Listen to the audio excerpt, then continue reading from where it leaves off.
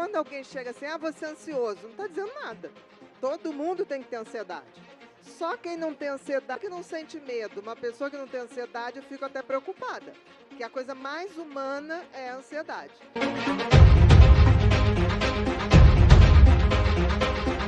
A gente tem que entender que ansiedade é uma coisa boa, né? Porque ansiedade é aquilo que você planeja fazer e antecipa no cérebro. Quer dizer, o que eu vou fazer amanhã, fazer isso, vou fazer aquilo. Não deixa de ser uma antecipação do que vai acontecer. E a gente se prepara para isso. Agora, se isso começa a ser uma preocupação e não uma antecipação para que você possa se preparar melhor, isso gera ansiedade mórbida, no sentido de vai desgastar o cérebro. Você, além de não ver o que vai acontecer, você vai começar a sofrer pelo que possivelmente não vai dar certo. Aí é a tal da ansiedade ruim, que faz com que as pessoas não durmam, quer dizer, elas não repousem. É muito comum pessoas ansiosas sonharem a noite inteira com o que aconteceu durante o dia e com possíveis eventos que vão acontecer, mas sempre de forma negativa, sempre num desempenho que não foi bom, sempre achando que vai dar tudo errado, sempre de uma forma negativa. Você está vivendo uma situação que não vai voltar, não é real, você está sofrendo por algo que nem sempre vai acontecer e você está criando um desgaste, porque para o cérebro não tem essa coisa de real ou virtual. Se você começa a antecipar cenários ruins, o cérebro começa a sofrer em relação àquilo. E certamente ele vai liberar noradrenalina, que vai fazer com que você fique mais tenso, que seu sono fique mais superficializado e que você tenha um sono, além de fragmentado, pouco reparador. Existe a ansiedade excessiva, que as pessoas começam a pensar em 200 coisas e acabam não conseguindo pegar no sono por conta disso. Então, o que significa ansiedade excessiva? São os transtornos de ansiedade. Porque ansiedade, gente, todo mundo tem e tem que ter. Porque se a gente não tiver ansiedade, a gente não se move na vida, né? É necessário ter ansiedade. Agora, a gente não pode ter excesso, porque ela nos paralisa ou nos adoece. Quando ela nos adoece, a gente tem os transtornos de ansiedade, que são os mais comuns: transtorno de ansiedade generalizada, transtorno do pânico, que as pessoas já ouviram falar muito, o TEPT, que é o transtorno de estresse pós-traumático, quando a pessoa passa ou por uma situação de sequestro, ou por uma calamidade. Então tem um espectro da ansiedade adoecida. Quando alguém chega assim, você é ansioso, não está dizendo nada. Todo mundo tem que ter ansiedade.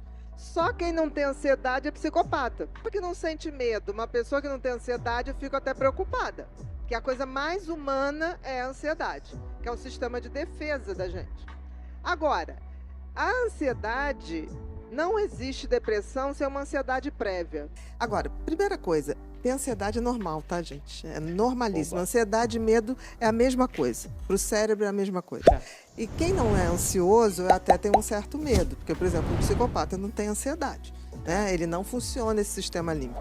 O grande problema da ansiedade não é ter, é quando ela é em excesso e começa a trazer problema. Que aí a gente diz que tem os transtornos de ansiedade. Medo e ansiedade são duas faces da mesma moeda. Por exemplo, se você não tem ansiedade ou não tem medo, você atravessa uma rua sem olhar. E provavelmente você vai ser atropelado. Então, é normal a gente ter isso. É da bioquímica? Altera a bioquímica. É genético? Tem um componente genético. Você herda ter uma personalidade mais ansiosa ou menos ansiosa. Então, é tudo junto, tá? Não dá para separar. Por exemplo, qual a diferença de medo, ansiedade, transtorno de ansiedade e estresse? É praticamente a mesma coisa. A diferença é que o estresse é a bioquímica disso tudo. Isso aí é a consequência bioquímica que eu posso medir. Mas a ansiedade é uma sensação de insegurança ou de que eu estou perdendo alguma coisa. Eu estou sempre com um vácuo. Tipo assim, eu devia estar fazendo alguma coisa que eu não estou fazendo, eu devia estar num lugar que eu não estou, eu devia estar sempre alguma coisa. Quanto mais opções de coisas você tem, mais ansioso você fica. Porque a ansiedade faz com que eu tenha que tomar decisões, escolher. Então, por exemplo, se você tiver 5 sucos, você vai ficar confuso e ansioso para escolher. Se você só te for oferecido um suco, olha, eu tenho suco de melancia, você vai aceitar, ok. Você não vai entrar em deliberação, porque a ansiedade é isso ou aquilo. Não, mas pode ser aquilo também. Aquilo talvez. Então eu acho que o pessoal está chegando com muito mais ansiedade, principalmente as pessoas que estão vindo dessa era digital. Porque você hoje pode fazer, por exemplo, o dono do Face, o dono do Google, eles fazem bilhões de dólares muito cedo. Eu acho que a gente vai ter um problema dessa geração digital, que é o que fazer depois que eu já fiz tudo. Eu cheguei no topo do mundo. Por isso não é à toa que no mundo inteiro, onde você tem uma sociedade mais digitalizada, você hoje tem um problema que é o contrário. Os jovens que sobressaem muito, eles estão deprimindo, né? Mas a gente tem que saber muito o que a gente quer, né? Eu sempre digo, você tem que ter propósito de vida e saber para onde você está indo. Não necessariamente para ir a um lugar, mas o que você está esperando da tua vida, porque senão a gente não chega. A diferença é que no caso da ansiedade, esse medo é subjetivo, não é uma coisa objetiva. Por exemplo, você tem medo de um chefe. Você trabalha com uma pessoa que você acha que ele não vai com a sua cara, ou que pede coisas demais, ou é uma pessoa muito destemperada. Então você tem um receio em relação a ele. Só que se você pensar bem, qual a probabilidade desse chefe te matar, botar em risco a sua vida? Quase nenhuma. Então, na realidade, a ansiedade é quando o medo não é concreto de risco de vida, quando é um medo subjetivo. A maioria de nós hoje tem um medo subjetivo de coisas.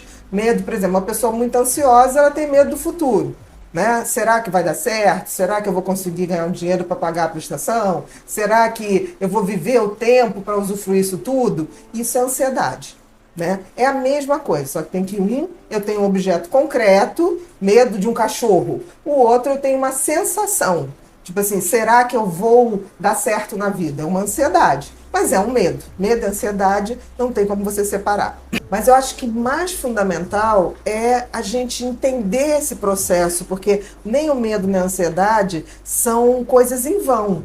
Elas vieram no nosso DNA, né? Elas estão cravadas no nosso DNA desde que a gente está na Terra, para poder a gente sobreviver. Somente os medrosos, entre aspas, sobreviveram. Porque se você fosse enfrentar um mamute ou uma caça sem se preparar, ninguém estava aqui para contar a história. Porque a espécie humana, se você for ver, a gente é um bichinho muito frágil diante de tantos outros bichos selvagens. Então, a gente precisou ter medo para poder buscar soluções. Então, o medo ou a ansiedade não é uma coisa ruim. Ele só é ruim quando é excessivo. Eu acho que tem alguns pensamentos que são fundamentais. Primeiro, não negar que você tem medo, mas saber que todo medo, se você não enfrenta, ele cresce. Então, é simples. Está com medo? Vai com medo, mas vai. Porque tem uma hora que ele cede. Não tem como, ele vai ceder. Já pensou em ter uma biblioteca de livros online? Onde você pode acessar diversos livros, temas e autores. Livros sobre finanças, investimentos, mentalidade, entre outros temas. Acesse o link que está na descrição do vídeo para saber mais.